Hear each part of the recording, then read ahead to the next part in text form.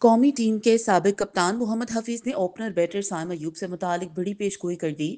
کراچی میں میڈیا سے گفتگو کرتے ہوئے سابق کپتان محمد حفیظ نے کہا کہ امید ہے کہ سائم ایوب چیمپئنز ٹرافی سے باہر نہیں ہوں گے۔ سائم اگلے 10 سے 15 سال پاکستان کے لیے کھیلے گا۔ انہوں نے کہا کہ فخر زمان چیمپئنز ٹرافی کے لیے ٹیم میں واپس آئے تو اچھا ہے۔ محمد حفیظ نے کہا کہ فرسٹ کلاس میچز میں ڈریسنگ روم ہی موجود نہیں، کھلاڑیوں کے لیے پانی اور واش روم انتہائی ناقص ہیں۔ اسلام آباد وزیر اعظم کے مشیر برائے سیاسی امور رانا ثناءاللہ نے واضح کیا کہ اسٹیبلشمنٹ نے Pakistan Tehreek Insaf P T I Imran Khan سے ملاقات کروانے سے نہیں روکا۔ رانا ثناءاللہ نے کہا کہ اسپیکر قومی اسمبلی ایاز صادق بیرون ملک سے واپس آ جائیں گے تو پی ٹی آئی قیادت کی ان کے بانی عمران خان سے ملاقات سے متعلق صورتحال واضح ہوگی۔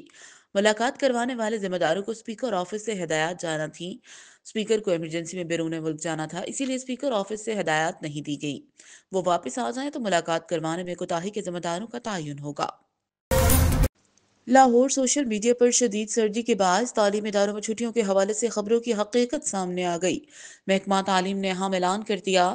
تفصیلات کے مطابق محکمہ تعلیم پنجاب کی جانب سے تعلیمی ادارے کی تعطیلات میں اضافے سے متعلق خبروں پر وضاحت سامنے آ گئی۔ محکمہ تعلیم نے سوشل میڈیا پر موسم سرما کی تعطیلات میں اضافے کے حوالے سے چلنے والی خبروں کو بے بنیاد قرار دیتے ہوئے کہا کہ چھٹیوں میں کوئی مزید توسیع نہیں کی گئی۔ بنگلہ دیش کے ہائی کمشنر اقبال حسین خان نے کہا کہ موجودہ حکومت نے پاکستانیوں کے لیے ویزے کے عمل کو سادہ کر دیا ہے۔ Lahore chamber of commerce and industry میں خطاب کرتے ہوئے بنگلہ دیشی ہائی کمشنر اقبال حسین خان نے کہا کہ بنگلہ دیش حکومت نے ویزے کے عمل کو سادہ کرتے ہوئے پاکستان ہیڈ آف مشنز کے لیے ڈھاکہ سے کلیئرنس کی ضرورت ختم کر دی ہے۔ انہوں نے کہا کہ دونوں ممالک کے درمیان تجارت اور سرمایہ کاری میں اضافہ کرنا آئندہ کی ترجیحات میں شامل ہے، جس کے لیے لاہور چیمبر کا تعاون اہم کردار ادا کرے گا۔